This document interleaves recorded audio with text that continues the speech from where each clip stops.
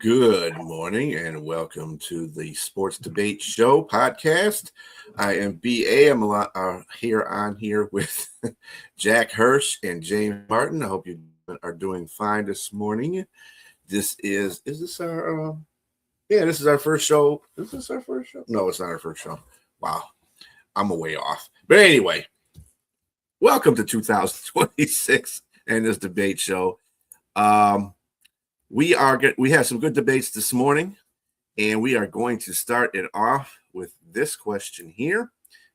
Of all the NFL head coaching vacancies, which job is the most attractive? Go ahead there, Jack. I'm going to go with you first. Yeah, I think all of them are attractive to an extent. I really do. I mean, they all have pluses, they all have minuses. You could go in order, like which are the worst, which are the best. And if I'm a head coach, okay, if I have my choice of all the jobs, and I'm looking at everything, a lot weighs into it, and we have to consider these coaches in a lot of cases have families, and their wives have to, figure into the equation where they want to live. Are they willing to live in a cold weather climate from, for who knows how many years, as opposed to a beautiful climate like, Miami, for example? Miami's an ideal place. You have a nice warm winter as opposed to somewhere like Cleveland where you're going to have blizzards. Okay, so it all figures in. But from a football perspective, I'm looking at the various jobs, and some of these teams you think might be ready to turn the corner, and some not as quickly. And if you're a head coach, you're looking at the quarterback situation. I think that's the first thing all prospective coaches look at: who's the quarterback. If you have a good quarterback situation, like you have in Baltimore, for example, like Lamar Jackson, you're already adopting a Hall of Famer, as opposed to somewhere like Cleveland, where you have still that circus is going on. I mean, you can't say Shedeur Sanders is their starter. He just started games at the end of the season. That's a big difference. Cleveland does not have a starter right now. Arizona, complete uncertainty with Kyler Murray, whether he's going to be back. Miami, the beautiful climate place. Who's your quarterback? You can't be committed to Quinn Ewers. Maybe he will be their quarterback in time, the way things are playing out. And you're looking at all the different locations. But to me, the most attractive position would actually be the New York Giants, because I feel they're ready for a breakthrough, because I think they potentially, and they should have had it last year, an elite defense. I think their defense has the personnel where they could step up to be one of the best defenses in the NFL, but you need a coach to bring that out in them. And you look at Malik Nabers is going to be back, their wide receiver.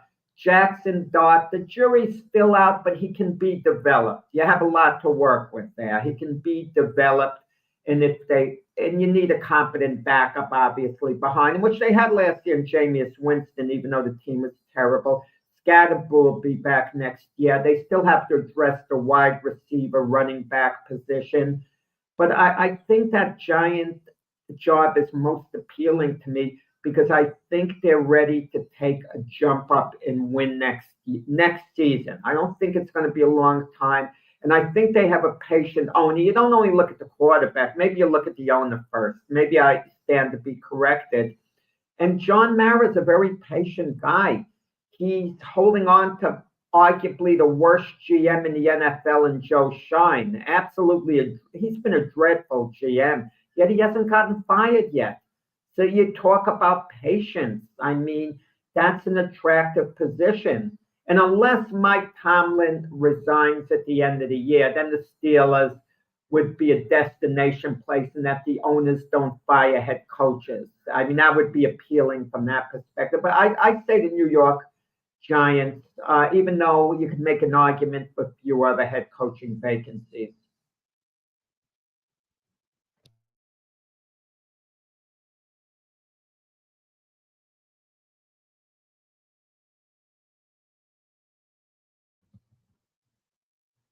Sorry about that.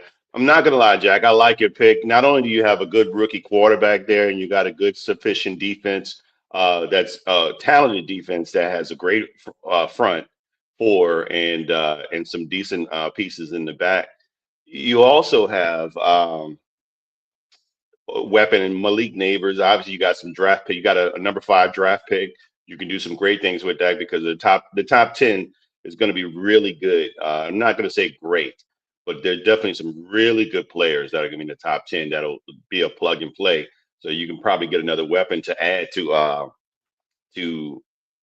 Malik Neighbors, maybe in Cornell Tate or Jordan Tyson or some player like that to be a number 2. Um, and also, that's a great market. It's just a great market. That entices free agents to come play. A lot of players want to come up there and be in New York. It's just a big market. But that was my honorable mention. There are a couple other teams here I think that are far more talented and that are more enticing and more attractive. That would be, that will have a coach that will want to come there and just plug and play pretty much. Just come there and just get behind the driver's seat because there's not much you have to do there. I looked at Baltimore. I think it might be attractive to have like a Lamar Jackson. He's still 29. He's still in his prime.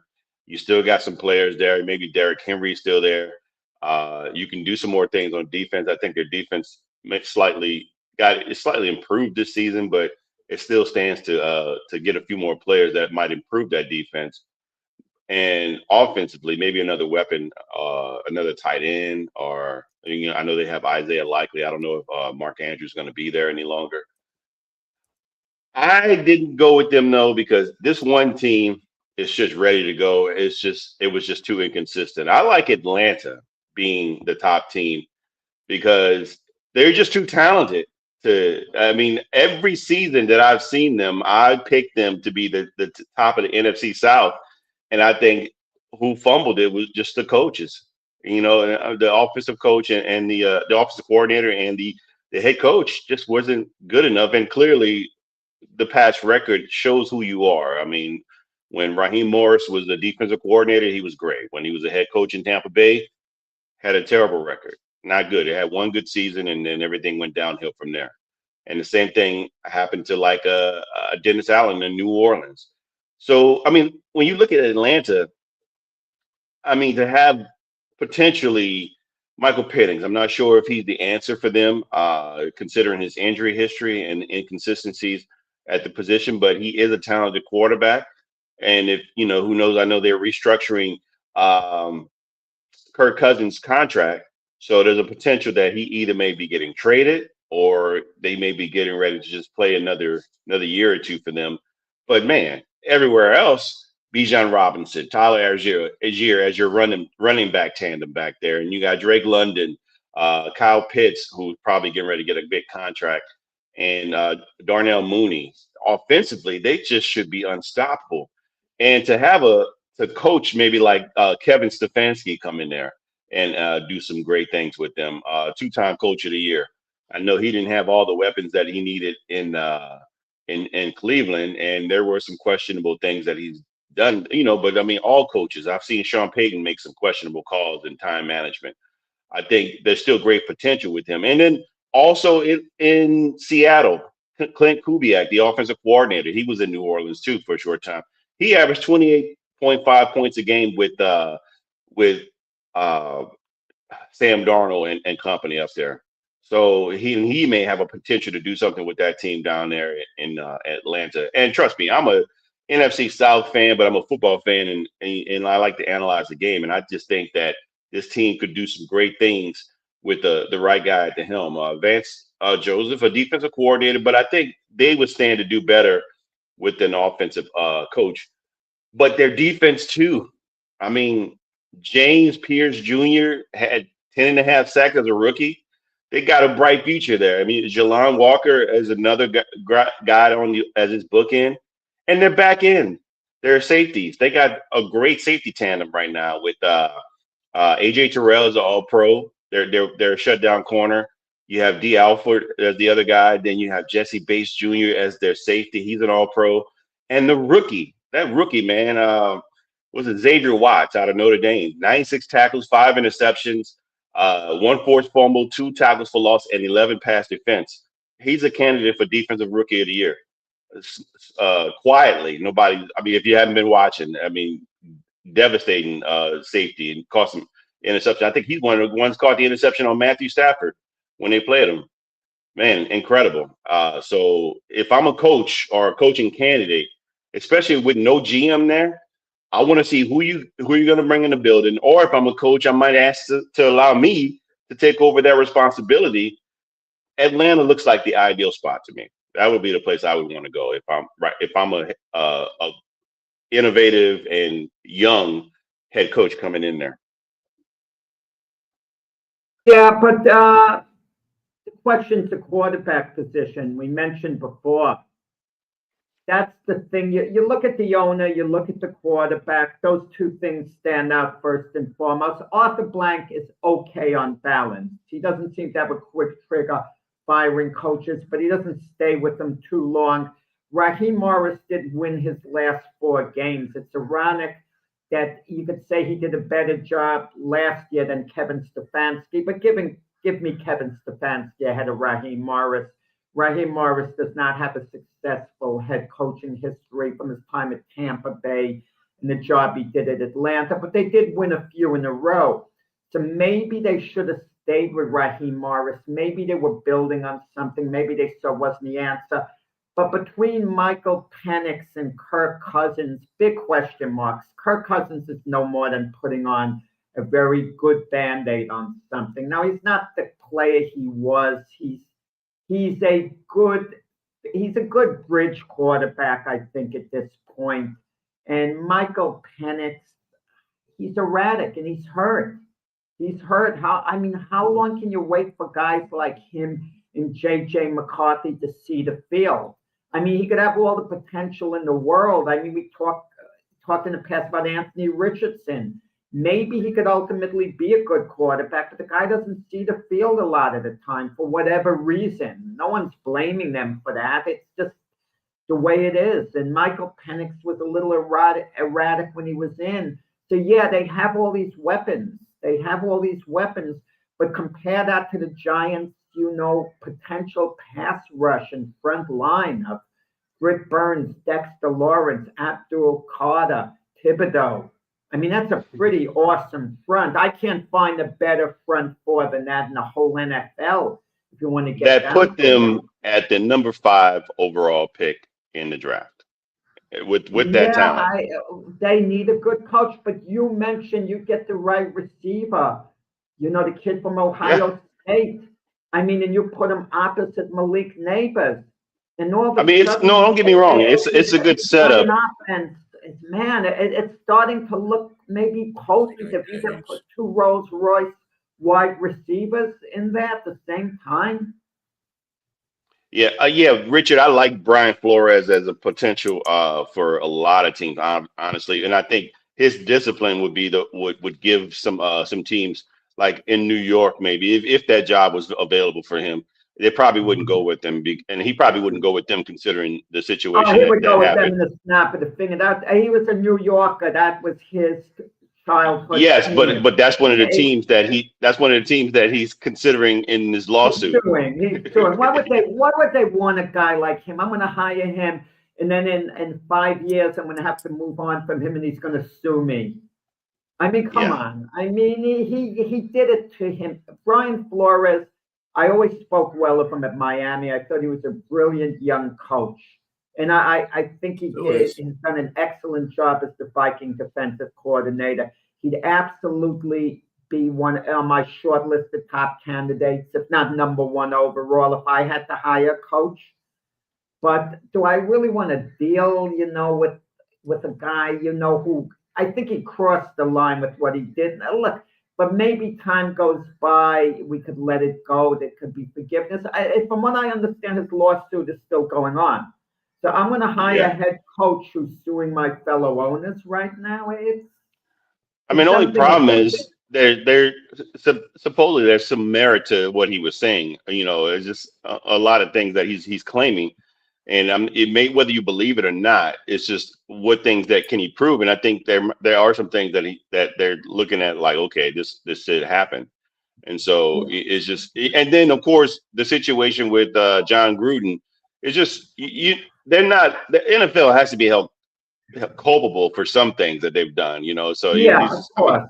it's just an unfortunate thing that you're still trying to work in the same entity while complaining about what you've done to me. Well, I Flora, guess I get it. You ain't messing with the Shield, that's for sure. That's just not happening. I don't care if the NFL has all kinds of faults. You're not messing with the Shield. So Right. Flores won't get a head coaching job just because of that fact, and Gruden will never, ever get a coaching job in the NFL. Ever. Right. But with that said, get a radical owner who could say, "Screw it, I'm doing my own thing." I mean, you could do that, but then you'd have everybody turn against you.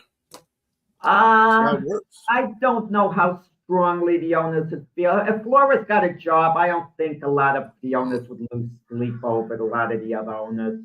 Some would get a little. It would, to answer his question, it would definitely be Flores. Probably not the enemy. Not the enemy. No. The enemy, I don't think. Flores, I think, is going to be a head coach again someday. That's my feeling. And I'm fine with it if he got it. But right now, I was put off by his conduct. That's just me talking, Personally, I was put off by it. But listen, if the Jets hired Flores as a head coach, I wouldn't be upset about it because I think the team would improve. So I would be okay. I would be actually a little excited about it, despite Flores' character issues. Bieniemy, how could a head coach would he really be? He didn't call the plays with the Chiefs.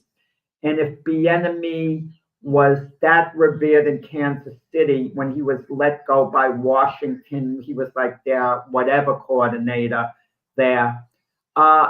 He wouldn't be the Chicago Bear running back coach. The Chiefs would have hired him back. If not their offensive coordinator, they would have made up some creative role to just bring him back to the family there, the Kansas City Chiefs family. And they didn't do it. I'm sure they liked Bieniemy, but not to the point where he had an impact. I think everybody knew that Andy Reid was the guy that was orchestrating everything there. Given the evidence coming out of the Philadelphia Eagles, you knew that he was the guy that was calling the shots offensively there, and not Eric Bieniemy. And it showed probably in his interview process, unfortunately. But look, I do think Brian Flores could be another head coach again, given what he's done in Miami, considering what he had that last year and how he had them coming back. But not having to tank games and your owner wanting you to lose games and stuff like that. And we don't know. Well, we don't know. That's allegedly. That's what he allegedly. I'm not going to say it's not true. I'm not going to say it's true, but I'm not going to say it's not true either. I'm just saying. Listen, anyone can make an accusation about whatever. True.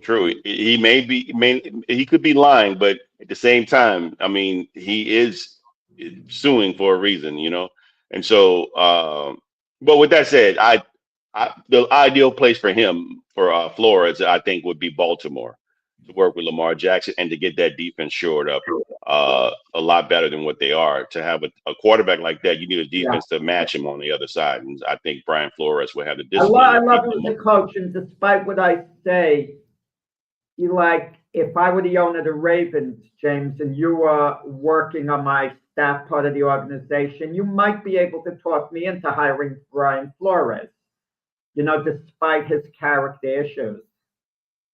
Yeah. But his character can't be any worse than Lane Kiffin, can it?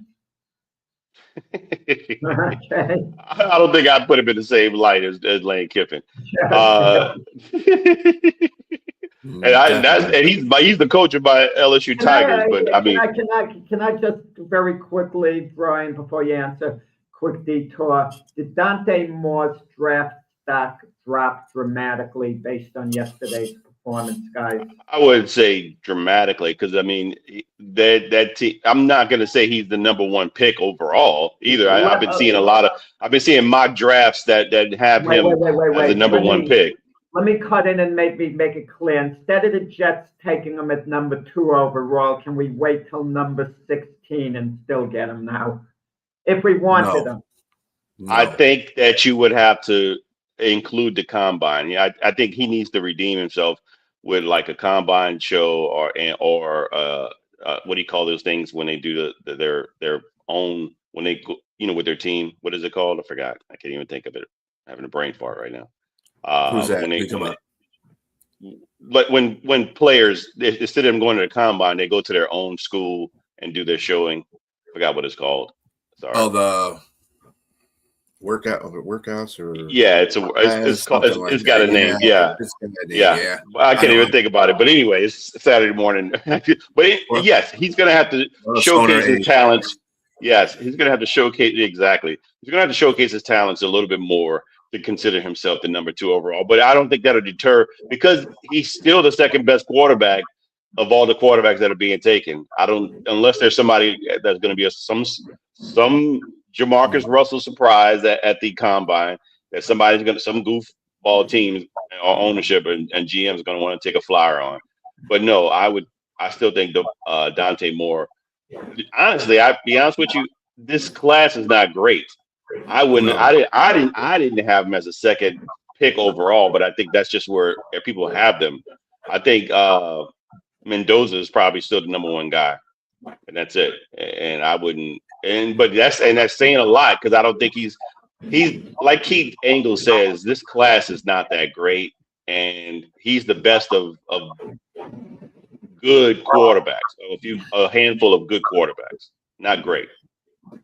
And you know what? It doesn't really make a difference at the end of the day what we feel about what the draft picks are and who they should be, because like Jack said, some idiot team will take somebody too high in the first place, and that's just the way it goes. And like I said, he won't make it to 16 because somebody will be quarterback hungry and say, yeah, he's good.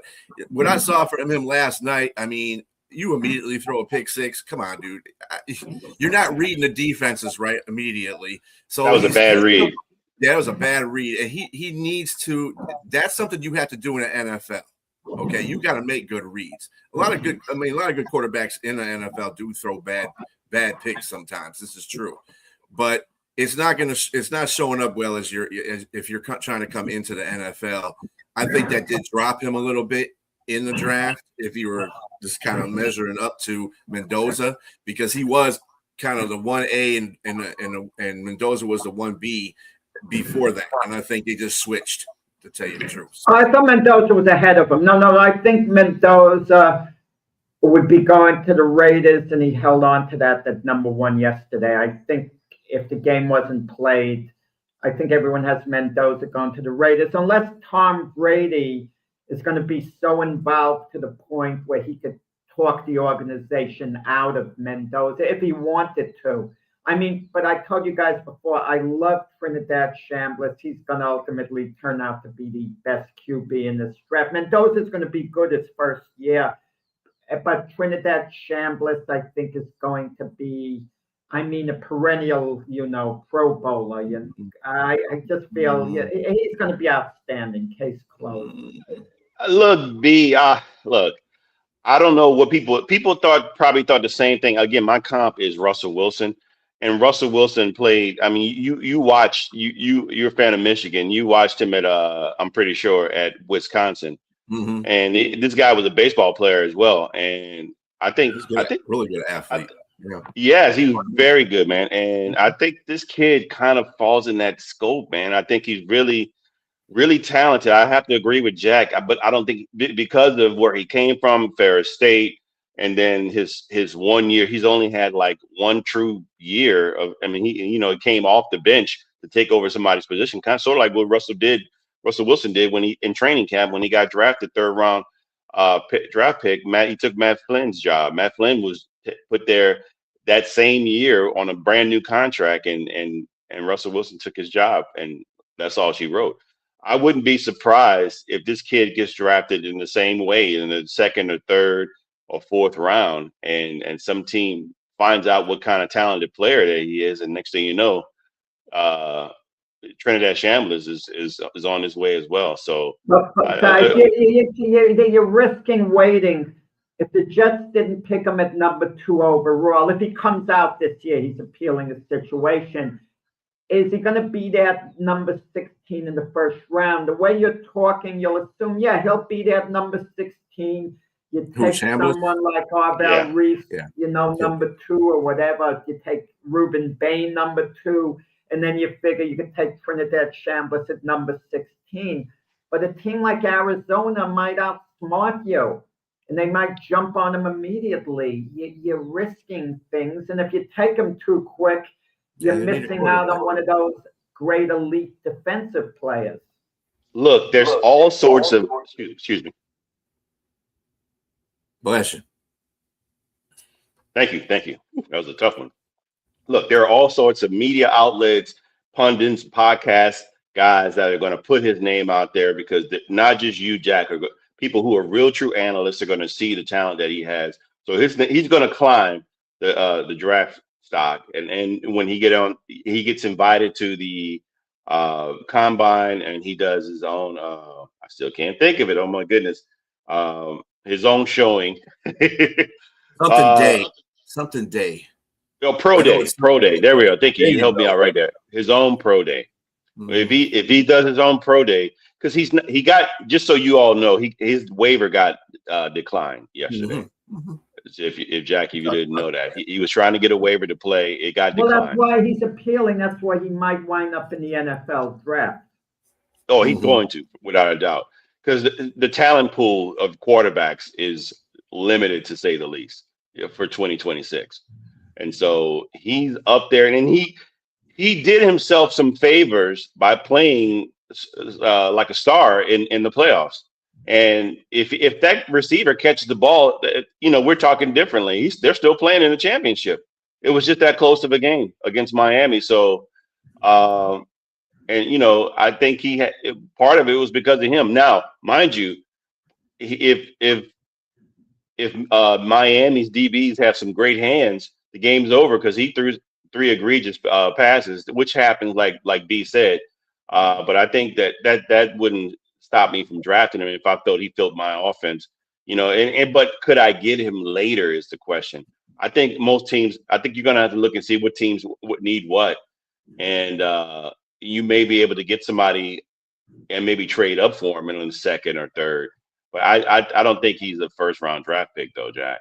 And I just think only not because of talent. Because again, if he goes out and shows out he can play, we do a redo in the draft, a revisited draft, he probably becomes a first round draft pick. But just the way teams think, I don't see him, getting picked right away. But maybe, it just depends. Because I think like Keith Angle said, the draft pool period in the first round is just very good to good. It's not like elite. Somebody's a blue chipper coming off the bat in the top 10. There's nobody that looks like they're going to come off and just set the world on fire immediately. They just look like very good players that you can plug and play and be good starters, or some that may change into all pros and stuff like that. But I don't see anybody. I agree with them. I don't see anybody that looks like they're going to be an all pro off the bat. That's just an immediate person. And I want to say one more thing. Jack, you mentioned, and I know we got to go. You mentioned the quarterback situation in Atlanta. I think that a Band-Aid or bridge until you can get a quarterback is still a good job to me because of the talent that's there. That's all I'm going to say on that. All right, just real quick thing, getting off this topic, which we kind of did. Yes. I have a list from 1 to 7 of the teams that I feel that are good destinations. Number 1 is Atlanta. I agree with you, James. That's a ready-made team, basically. You just need a really good coach to come in there and get that done. Number 2 is Baltimore, because Baltimore is kind of a ready-made team, too. They just need some help on defense, getting that defense together like it used to be, because Baltimore's known for that. Number 3 would be Jack's Giants. Well, not Jack's Giants, but the Giants. They have a lot of potential, too. I think they need a right coach to get that potential out of them. That defense needs to play way better than they played this year. Way better. And there's too much talent on that defense for that not to be happening. Number 4 is Arizona. Arizona actually has really good players on there. The problem is Gannon. I don't know what happened with Gannon. He had all that talent on there, and then it just he was worse than he was last year, and that's why he's got fired. So it's going to kind of be the same thing with AG and the Jets. If he does worse than he did this year, yeah, I would kick him off the can too. Number 5, I got Tennessee. Now Tennessee needs some work. They need some players. But that's up to the GM to help them out. They got a good quarterback. They got a franchise quarterback. He's solid. He ain't elite. He's okay. But they got somebody to work with. That's the least of their worries right now is a quarterback. They got to get everybody else around him. Number 6 is Las Vegas. Las Vegas is kind of good. If they got I don't know what happened to the coaching in that either. I don't know if it was Pete Carroll. I don't know if it was the players that didn't respect his age. I don't know what was going on with Las Vegas. They got some pieces in there. And they get the right coaches in there. They should be fine. Actually, that's number 6. Number 5 is Miami. And number 7 is Cleveland. I don't know who the hell wants to go coach that team. But I would tell you that they would need a young coach to go there. And I'm talking about a coach that was like an offensive coordinator, a defensive coordinator at one time, not a head coach. They need somebody that is new to the job. So I would think they would do that just the fact they can blame him for everything. All said and done in Cleveland, because you know how Cleveland is. They're all over the place. They don't know. That franchise is a mess. So if they get a young head coach in there that was a coordinator or something, then he'd be fine. If they move Schwartz up to head coach, what do you think about that? He was a head coach. He was saying, didn't he go 1-15 with the Lions? I mean, no, that wasn't Schwartz. No, actually, Schwartz took him to the playoffs. They played Dallas. Schwartz was a coach when Dallas. Was it Schwartz? Yeah. No, Schwartz. Yeah, they had a terrible record. Yeah. You remember that famous? Well, when he got them, they had a terrible record. That's when he had Sue.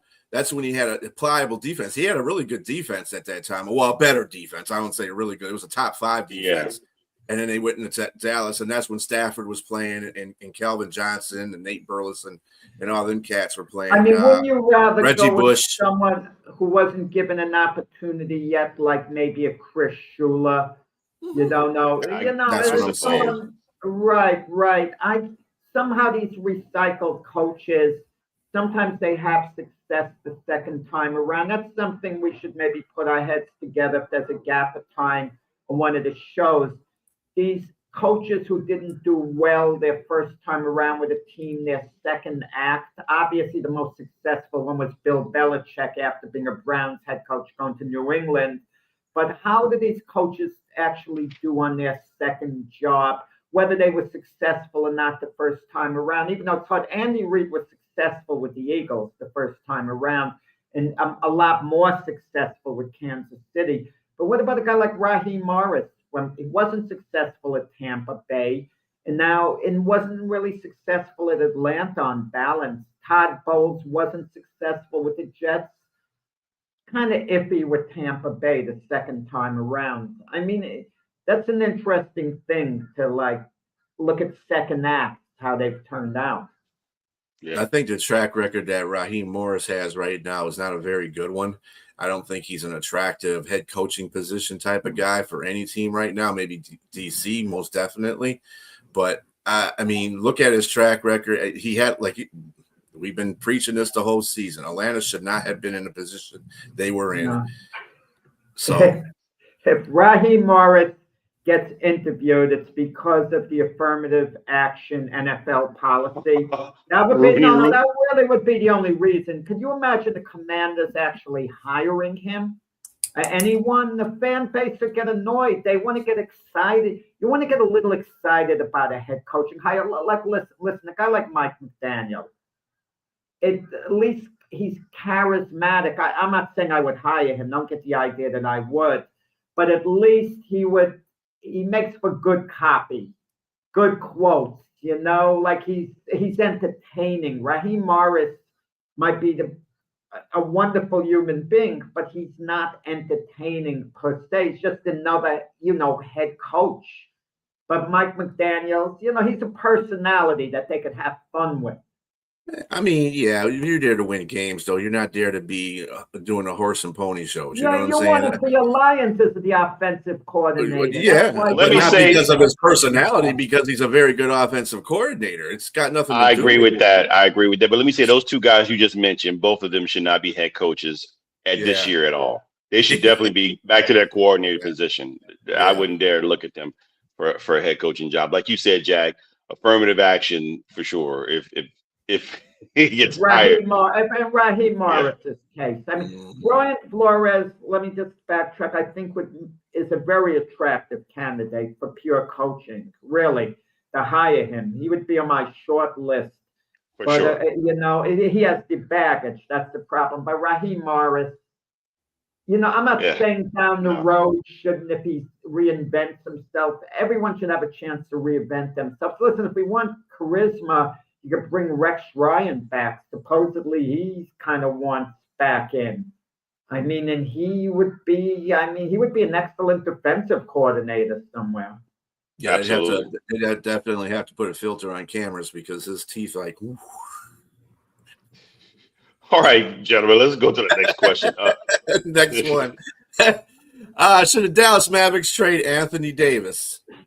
Go ahead, James. I'm gonna give you that one. Yeah, this is look. I thought this would be a easy answer to this question because he's always been injury prone and he's still injury prone. I mean, his left hand is the latest thing. But then I thought, like, wow, when he's on. I mean, even at 30, he's about to be 33 in March, and his point percentage has dropped down from 24 to 20 points per game, but he still averages 11 rebounds and 3 assists, and so he's defensively, he gives you some great defensive moments out there. But again, he's 33, and I'm thinking, like, okay, you got this young player in Cooper Flag. You got an older player in Kyrie Irving who still might not be playing this year in 26 at all, recovering from an ACL. So the goal was to have all three of those guys on the floor, and so far it's a no-show. So the trade deadline is February 5th, I believe, and I'm thinking, it is February 5th, 3 p.m. Eastern time. I ship him off if I can get something, especially if a team has interest like Atlanta, the Hawks have interest in him, and see what I can get, recoup a first rounder like you gave to the Lakers, and get something out of it. Because this is somebody, if he were somebody that's been healthy up to this point from the beginning to now, I would say keep him and they're winning because right now they're 14 and 24. I mean, what are you going to do with him?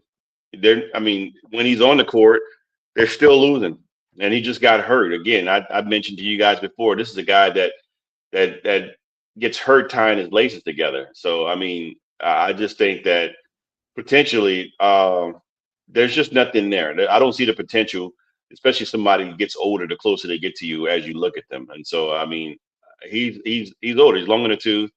He's still talented, but see what you can get while he's still talented. See what you can get from him, and that's all I got on that. I think he should be traded.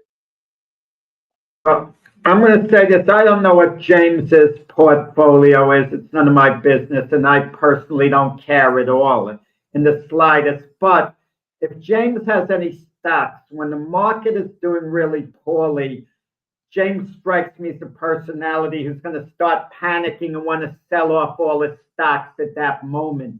You have to stay the course. Stay the course. This would be the worst time for the Mavs to try to sell off Anthony Davis because his value would be at its lowest right now because he's been hurt. The team's aware that this is a great player, averaging over 20 points a game, over 11 rebounds a game. The Mavs are only 2 games out of a play-in position.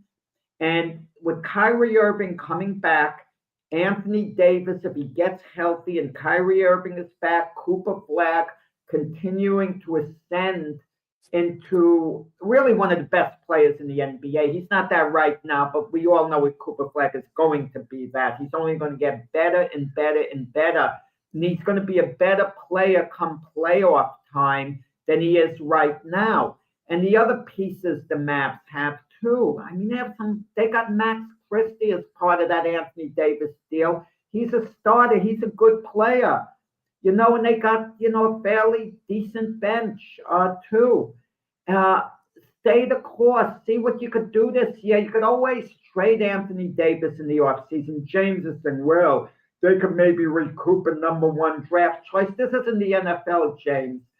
Teams in the NBA are going to trade 5 number 1s to get a Giannis. They don't regard number 1s being as valuable in the NBA as they do in the NFL. I mean, it sounds good. Oh, a number 1 draft choice. I mean, who gives a darn? You're going to get what? The 18th college player? Who knows how he's going to be? They don't turn franchises around. You should see that with your Pelicans, Jeremiah Fears. I mean, who's just so. That's why, Joe Dumars had the right idea to get a talent like Derek Quinn. He gave up an extra number 1 and he was ridiculed for it. And guess what?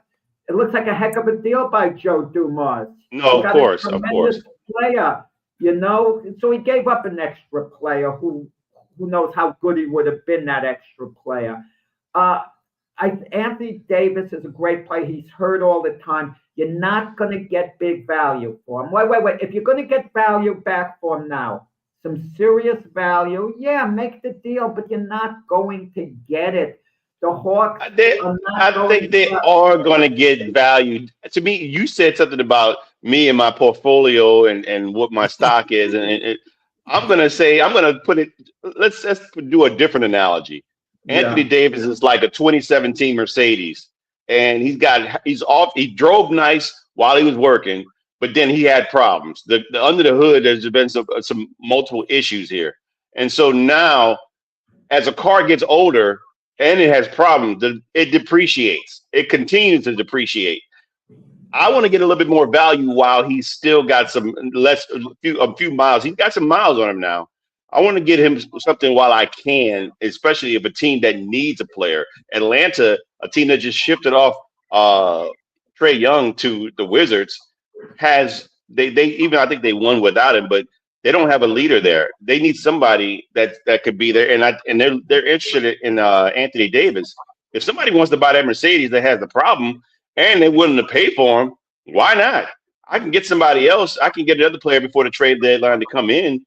And because, again, I don't have Kyrie Irving. I would say keep him if Kyrie Irving was going to play. But Kyrie Irving's another one that's 33 years old, and he's slowly recovering from his ACL. So I'm missing a couple star players here that we were setting our minds to say these guys should be playing, and we can try to make a run for the playoffs. But we're not making a run for anything at 14 and 24. But past this year, the NBA is not ending this year. You got next year. And that's my point, Jack. They're both getting a year older. They're both a year older by the time they come back for next season. At the end of this season, there are going to be a few franchises who are going to be extremely disappointed with how their team did. There are going to be a few of them. They're going to look to make changes. And if Anthony Davis comes back, he plays well at some point, which is iffy. We don't know whether he will or won't. But if he does, okay, some team is going to want to step up and take a chance, trade for Anthony Davis. In the offseason, I'll give you an example, just a very loose example. Let's say Anthony Davis comes back, he plays well, the Mavs get eliminated at some point. And the Knicks get eliminated. They don't go to the Eastern Conference Finals, let's say, or don't get to the NBA Finals. They might decide, we'll do a bold move. We'll trade Karl-Anthony Towns for Anthony Davis, something like that. A deal like that's realistic, actually. But right now, they're not going to get value, the Mavs.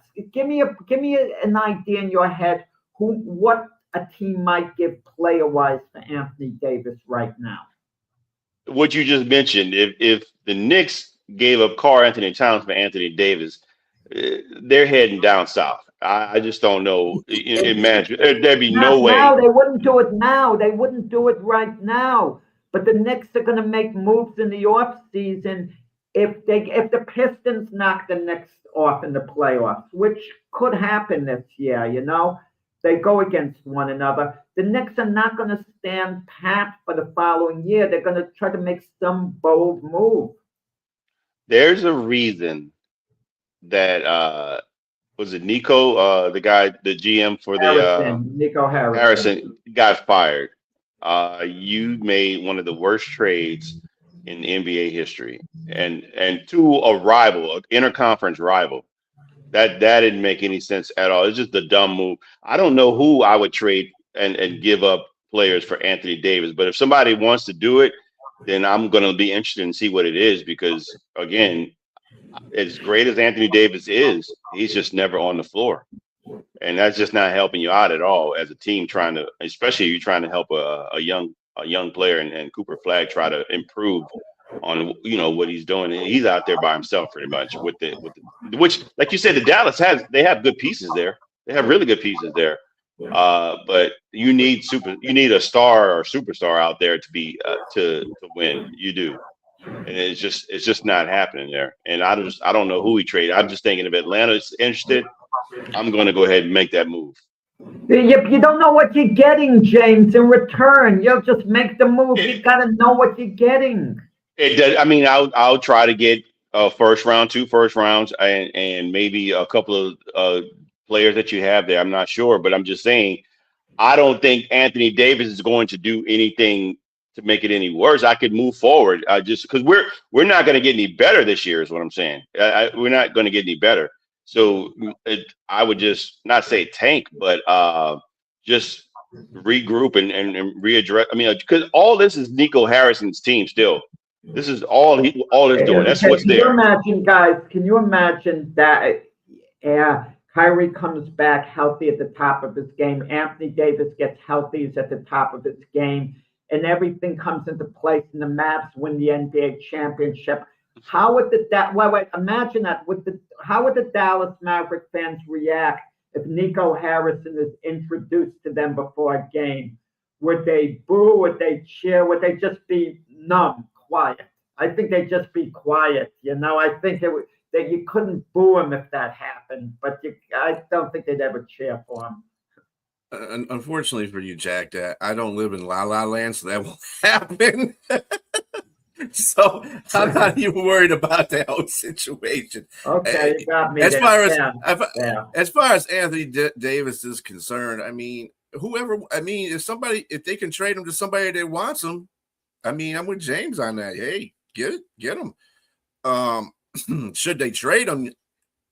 Yeah, if they can get something for him, if they can get somebody of value or picks or players of value, yes, they can do that. And Dallas isn't really going anywhere anyway. Unfortunately for Cooper Flag, because Cooper Flag is starting to pick his game up, and he's being the guy on the team now. He's the man right now. So I just it is what it is. Teams got to make moves. If they feel they can make a move to make their team better in the future, then they're going to do it. And right, best ability is availability. And it kind of reminds me of the Zion Williamson situation. Zion Williamson, he's out there, he balls out. But AD does the same thing. But you got to be out there in the court. You're not making a difference when you're not there. And to ask if the Dallas Mavericks should trade him, this is still AD is still a reminder of what Nico Harrison did. He is the big proponent of what happened as the Lakers are still winning, even though they're not great on defense and they lose against great teams, but they're still 23 or 24 and 12 or something like that. And these guys are the opposite with the guy that's not on the court often. And you fired the coach because of that, what happened. And now you're in a situation where maybe you just want to go scot-free and start from scratch with Cooper Flag and potentially Kyrie Irving or maybe somebody else. I don't know. It just depends, man. But I think, yeah, he should go. It's not a good situation anymore. Let's see here. What can we fill some time up here? Because we only got 10 minutes left. Yeah, let's do the we could You debate got to on the reel us do the tight in. ends, right? Brian, it's your job to reel us in if we're too long on a topic. It's not James in my position. It's your job to do that. I know I let you guys go because you guys got about a lot of information that's informative, so I let you go. Believe me, I'll tell you to shut up if we got to go to the next one. the first question was a great question. Yeah, that first question was a really great question. And it branched off into a whole bunch of other things, so that's your fault, Jack. Anyway, let's see here. Okay, we'll do a real quick one on this one. We'll kind of do a 1A and a 1B part on this one. We could do the 1A right now and do the 1B in the next show. But who was the dominant tight end who is the most dominant tight end in the NFL history? Who do you feel? There might be a little difference, James, between dominant and best. I mean, I don't know how we distinguish that. There have been a number of great tight ends. I mean, I've seen the tight ends from years ago. There's a great one in John Mackey on the Baltimore Colts. He's in my top 10. He's in my top 10. Right. I mean, but you notice there's a little bit of a pattern. These great tight ends on the short list usually have great quarterbacks. John Mackey had Johnny Unitas, one of the all-time great quarterbacks, even though people don't mention his name as such because he was very early and he was before the Super Bowl era as well. I mean, Shannon Sharp. I mean, he had John Elway. I mean, Travis Kelce had Patrick Mahomes. Rob Gronkowski had Tom Brady. With that, I'd say the most dominant to me is Rob Gronkowski, because if I was a defensive player, he would strike the most fear in me. The guy is so hard to bring down. The guy's a monster. Travis Kelce is great, but Travis Kelce finesses you. George Kittle kind of finesses you. Shannon Sharp was a pretty physical tight end. I give him that, and I could. I'm not going to go down all the tight ends. We have a limited amount of time, but Rob Gronkowski, his physicality does it for me because he was the most physical tight end to me. In all due respect to Mike Ditka, Rob Gronkowski was the most physical tight end in NFL history. So hard to break down, and he had good hands on top of it, very good hands. So he gets my vote. I would have had Rob Gronkowski in my top 2 because of how physical he was. Just like you said, everything you said was right. 92 TDs, 9,000 yards total. But what, to me, the most dominant while he played, I mean, I think he as great as he was often injured. He had to go throwing to him too. My criteria was that, like you mentioned, the quarterback, who's throwing to them. I had my top 10. I'm going from 10 down to 1. Jimmy Graham was number 10. Antonio Gates, number 9. Kellen Winslow, number 8. Travis Kelce, number 7. Ozzie Newsome, number 6. Mike Ditka, number 5. I had Rob Gronkowski, number 4. John Mackey, because at that time, there's a reason why there's an award named after him. He was just like a difference. Like the guy that fast, that big, he played different positions. He returned kicks. He ran the ball some. It was just, I mean, I remember that play in the Super Bowl where he got that deflection and ran 75 yards for a touchdown, jumping over guys and stuff like that. It was just impressive. Tony Gonzalez, I got as number 2 because the quarterback play. He didn't. I don't know if there's a Hall of Fame quarterback besides Joe Montana that threw to him outside of anybody else. Most of these guys had Hall of Fame quarterbacks except like Mike Ditka. Well, he did play for Dallas, but I mean, still. Antonio Gates didn't either. And Tony, well, he's going to have one. He'll be in the Hall of Fame. Well, you're talking about Hall of Famers now. He's not. Yeah, now. Yeah. Antonio Gates and to me, those guys are him and Tony Gonzalez were basketball players too. That's what makes them great as well. Shannon Sharp is number 1 for me, man. He's number 1 because he was most of these guys were 6'5", 6'6". Shannon Sharp, if you know his stature, he's kind of a big wide receiver. He was 6'2", and he was great off the block. He was great, knocking guys on their back, and he was a great wide receiver catch. He was a top target for John Elway. Like you said, he had a guy throwing to him, but he was an Iron Man, man. He played him and Tony Gonzalez were Iron Man. Tony Gonzalez almost every year that he played in 17 years, he played 16 games, man. Started 16 games, except 1 year he had 15 games where he didn't. He played 16 games, but he didn't start one, which is crazy to me. And you look at him now, he's still a marvel. He's still like in shape, man. Those guys, and him and Shannon Sharpe. And I think Shannon was the first to get to 10,000 yards. He was the first to do a lot of things. And that's why I look at it, him being dominant during that time, because of how he pioneered during that time and set the path for a lot of other guys to follow. Travis Kelce, number 7. I mean, if you know the problem. I think you've been hanging out. Hold on. Let me say this. Another one of my criterias was eras. The defensive era is a lot different now than it is what it was back then. You couldn't do a lot of things that you can do now that as an offensive player because of how watered down you could also take tons of cheap shots then, even on offense or whatever. You could, Shannon Sharpe was a wonderful blocker. He was a better blocker than, the other guys you mentioned. And that was more important at that time. It's still important for tight end to block, but it was more important in the past eras.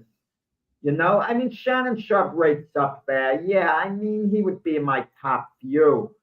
But number 1, I mean, there's merit to what you're saying. Okay? But, okay. It's all an opinion. I mean, I can't force you on that. Kelce was more. Kelce was a little too low.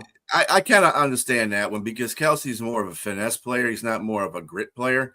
And I mean, for this date and time, that would be. I would have to. Jimmy Graham's my own guy out of New Orleans. I had him at the bottom. Because he was more of a receiver than he was a true tight end. Yeah, I think the thing about tight ends in any era, they are all tough. They're all tough. I mean, I still think Kelce is not real tough, but I think everybody else on that list that you had there, James, is a tough tight end. They blocked. They were gritty out there. I've seen Gonzalez. I've seen, all these tight ends. Well, except for Mackey. I haven't actually personally seen him, but right. I've seen film of him, and he was a brute too. He was a brute out there, along with Mike Ditka. Those were brute, tight ends at that time and at that age. I mean, I don't think you'd want to be facing them as a defender, and they're coming down on you in those ages because you didn't have the equipment that you have now. You'd be black and blue, broken bones, whatever, facing those fellas. But I'm personal to Antonio Gates. Antonio Gates is from here. He was a really good basketball player. He really didn't have any football. He really wasn't a football player at all. He wasn't a football player at all. And they changed him into a tight end, and the dude just took off. He was another guy that was a brute grit guy too. And with your point with Shannon Sharpe, he played with 2 different quarterbacks too. He played with a Hall of Famer, and then he played with Trent Dilfer. And still was dominant, right? Exactly. Yes. Yes.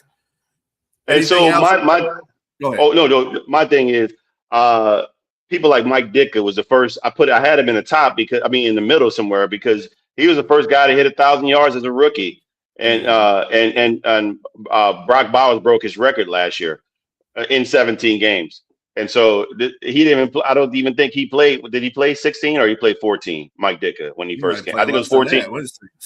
14 games, man. 14. So I mean, yeah, exactly. So I just you look at all. I looked at a lot of things. Trust me, it's easy to say Rob Gronkowski is the dominant guy but again, he played in the era and I think he left some meat on the table, only not because of him, but because of his injury, unfortunately, because his body let him down.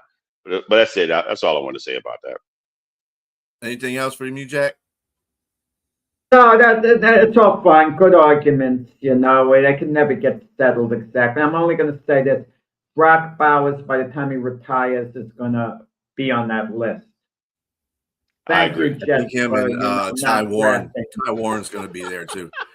I think I knew I Taiwan's was waiting on it. I was waiting on him to say the Jets. Thank you, Jets, for not drafting. That's how Hilarious. stupid these guys are, that I know more than they know. And I said it before the draft, and I said I was going to keep reminding everyone of it when it became a reality, and we saw how good Brock Bowers was. They drafted an offensive lineman, very smart. Well, that's why I told you before, Jack. And I'm kind of, you got all these number one picks, but it's really how you draft them. I don't have any confidence in your front office drafting, to tell you the truth. You draft the best players. You don't draft according to need, unless if you have a franchise quarterback. If you have Patrick Mahomes, you don't draft the quarterback on any circumstance. Right. Otherwise you draft the best player available. You don't start playing games for need. That's why the Portland Trailblazers drafted Sam Bowie instead of Michael Jordan. Bobby Knight pleaded with the Portland GM to draft Jordan because the Portland GM was Bobby Knight's buddy. And he said, no, I need a center. And Bobby Knight said, then play Jordan at center. Just draft him, stupidity. I mean, these guys. Yeah, on that note, New York Jets office there. We bid you adieu. Again, thank you from James Martin, Jack Hirsch, and BA. We will catch you tomorrow at 8 a.m. on the Big Football Show. Got a lot of good stuff to talk about there. And then, of course, Jack and Keith and the Weekend Playbook at 7 or 8 p.m. Or 8 a.m. on Monday, and at 7 p.m., Jack and Frank for the Gloved Fist. Until those times, folks, enjoy the rest of your day. Peace out.